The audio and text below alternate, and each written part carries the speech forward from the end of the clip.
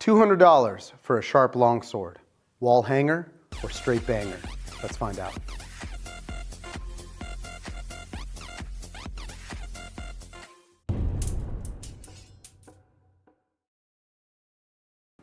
Ah yes, I remember the old days, scouring the internet, looking for swords that I probably couldn't afford at the time and putting them in a wish list. $600, $700, $2,000, all of it just out of reach. But there was no way in hell I was gonna go buy Pakistani stainless steel. There was no way in hell I was gonna go buy a cheap $50 sword. Okay, I bought a bunch. But I'm sure it is a very common experience that we all had growing up of looking at swords that were just completely out of a price range and not wanting to compromise with low quality items. It was just understood that if you wanted a sharp longsword of some kind, you were probably going to spend upwards of $500 to $600. Well, that has changed, my friends. I found a company called Swordier online, and they produce this Type 16 longsword. I reached out to them and they agreed to send this to me for testing because I'll be honest, at its price point, I don't know if I have high hopes for it. So far, the blade, just first impressions, feels extremely good in the hands. But Swordier as a company is a Longquan based forge similar to LK Chen and make their blades out of similar stock. This is made out of 65N manganese steel, which is a common steel used in Chinese made reproductions. It's a decent steel. I don't really have any complaints with it other than that it doesn't hold an edge as long as something like 1095 or even 5160, which are typically used in these reproductions. But the sword can be sharpened up and honed back to where it's supposed to be. And overall, the sword just feels solid right off the bat. This is the first Type 16 style sword I've ever owned. Most of the long swords I've owned are Type 18s. Type 16s a lot of times have these interesting fullers. You can see where the deeper fuller up here terminates and turns into a center ridgeline similar to a Type 18B near the top. And I actually find that design to be very attractive, very unique looking. Swordier makes a lot of different kinds of weapons. They make katanas, they make arming swords, they make sabers, they make long swords and even fetters. And they agreed to send us a sample of a few of those swords for us to test. Now the most eye-catching part of this sword is actually its price. At $209 at the time of this review, with a scabbard and a belt, is pretty unheard of. You did hear me right, it does come with its own scabbard, made out of a faux leather, and does have a metal shape. Not unattractive at all. I wouldn't say that it is the highest quality, most amazing looking scabbard ever, but I would be proud enough to wear this with a belt. This sword's fitting to the scabbard is actually quite tight. As you can tell, it's not falling out, and I can't say that this has been the case with more expensive swords in the past.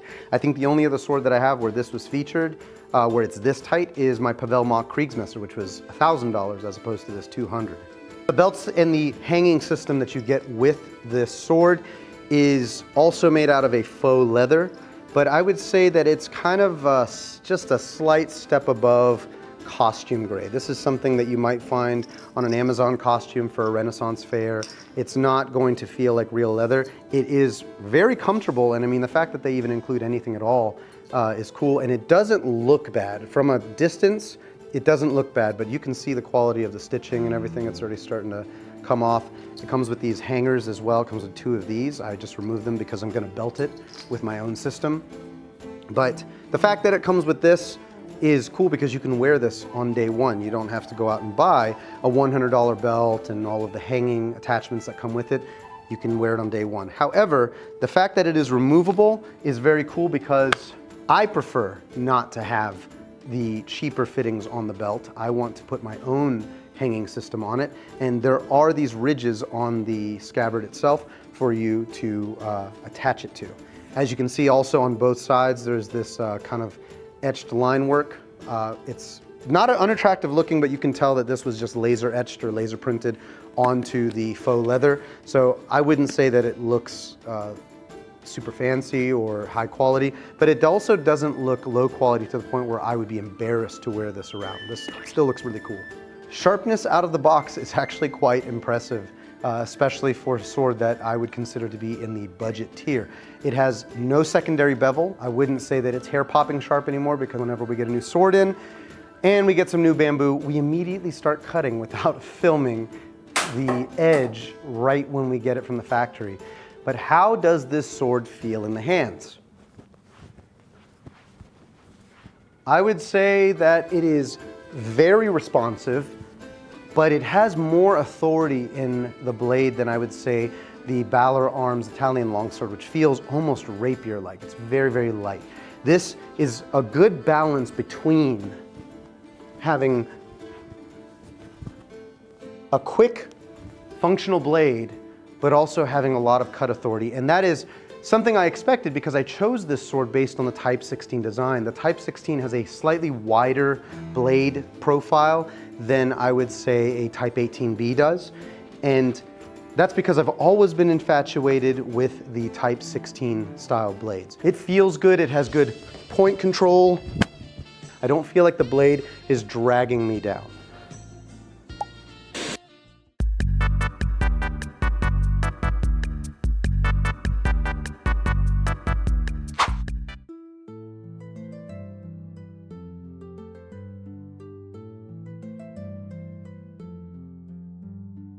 Using our dead calipers, we're going to establish if we can find any distal taper on the blade itself, starting right around there. Let's go all the way to the tip of the sword. And you can see quite a bit of gap right there when I close the calipers. So as I stated before, the Swordier longsword is around anywhere from $209 to $250 depending on when you buy it. But at $200, I want to compare it to a sword that costs significantly more. This Angus Trim and Valiant Armory collaboration, the Ansbach, is $2,000. So we're going to compare $200 to $2,000 because, as you can tell, these look really, really similar. All right, we're going to start with the hilt first. So as you can tell, the Swordier on my right, where my thumb is tapping, has most likely fake leather. It's like faux leather, and the strands are bigger. They almost look like paracord. They're not unattractive in my opinion. They just seem a little bit cheaper than what you're seeing on the Ansbach side. So the Ansbach has very, very small strands that look a little more historically correct. And it is also completely covered in leather. So that's cordage wrapped under leather from what I can feel, and it feels very supple. This, on the Swordier side, doesn't feel bad either, but it is a rougher finish than what it feels like on the Valiant Armory and Angus Trim sword. This just feels really, really good in the hands. The crossguards look really similar as well. I have a feeling that these two swords are based on a similar design, but I would say that the extra file work on the Ansbach makes the sword stand out a little more, while the Swordier is a little bit plainer. But I mean, again, it's $200 versus $2,000, so the difference really is negligible. Going on to the blade, the main feature of these Type 16 blades is the fuller. And on the Swordier, the fuller is slightly off-center. You can see that one side is slightly bigger than the other, right? On the Ansbach, it is dead center. And I would expect nothing less for a sword of this price and this caliber. Let's take a look at the scent stopper pommels real quick. So the Swordier has a larger scent stopper pommel. It is faceted, and the peen has a square style peen that's been split. The Ansbach, on the other hand, has a smaller scent stopper pommel that seems to terminate in a different pattern, whereas the Swordier is smooth on top. The Ansbach has the faceted lines going all the way to the peen, and it has a really attractive peen. Now, this peen is not ground down on more expensive blades. I usually see that these are ground into the pommel itself to disappear, and I'm actually very surprised that this one is not like that for a sword of this price, an Albion price point, but it's still not unattractive in my opinion. I think both of these peens are good, but obviously the Swordier peen is a little more utilitarian. It doesn't look as attractive as the symmetrical Ansbach one does. So in terms of feel, when we're comparing the two swords, the Swordier still has a very good feel to it. It's controllable, but it is, I would say, a little more front heavy than other swords that I have tried, such as the ones I've gotten from Cult of Athena. I will say that the balance point of the Ansbach is slightly better. This feels closer to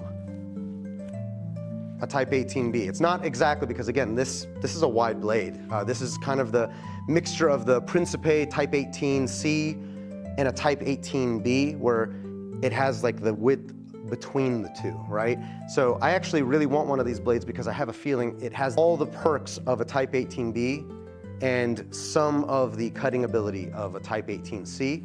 In terms of blade width of the two swords, the Swordier and the Ansbach have a really similar, almost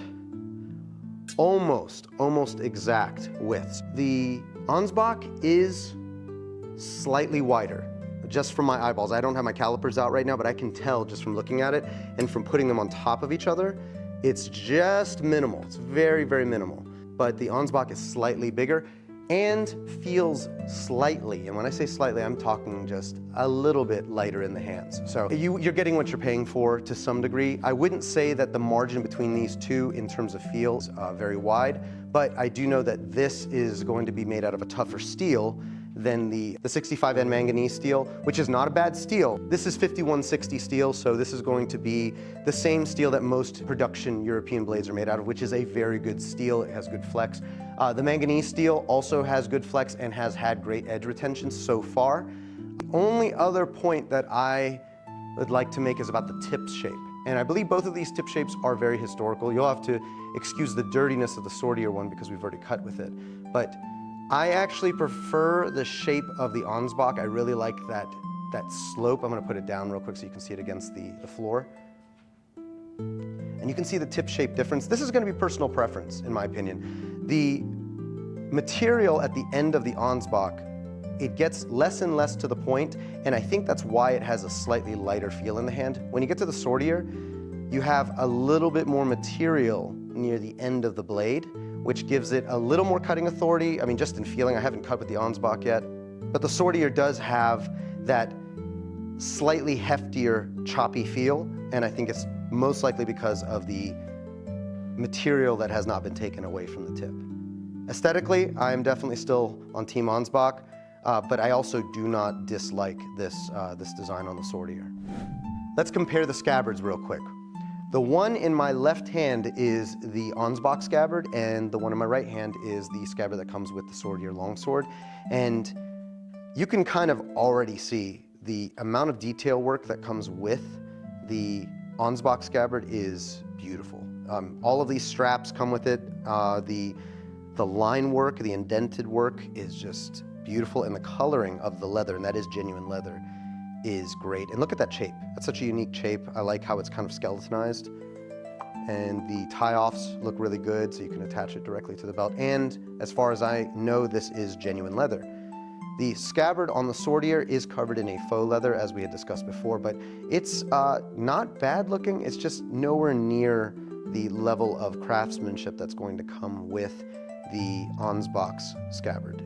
That being said, most European swords don't even come with a scabbard at all. So again, $200 for this one and $2,000 for this one. This is still great because you're getting something that can cover your blade and something you can wear your blade around for no extra cost. Let's take a look at that stitching real quick, because we can look at the stitching that is right here on the Ansbach. Let's shift it over to the stitching of the Swordier. You can see the stitching is on the spine, and it is a lot rougher. And then if we take a look at the mouths, that's what they look like.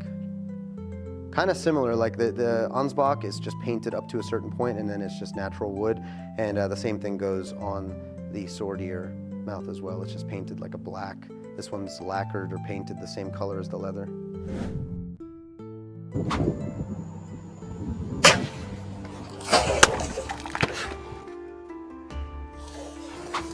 Carcasses of dead bottles everywhere.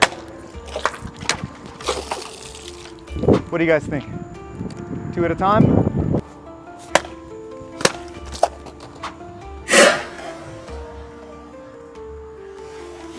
So far, pretty impressed with the longsword with bottles. Let's move on to some different targets.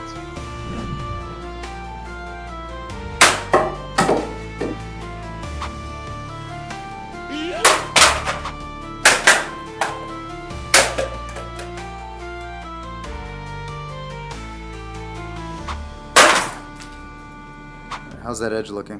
That's perfect.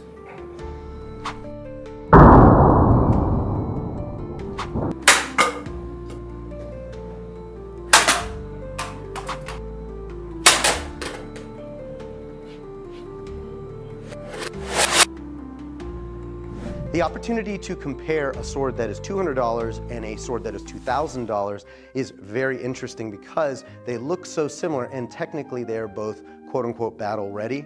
There's such a huge price difference, and a sword like this one is going to be out of reach for most people.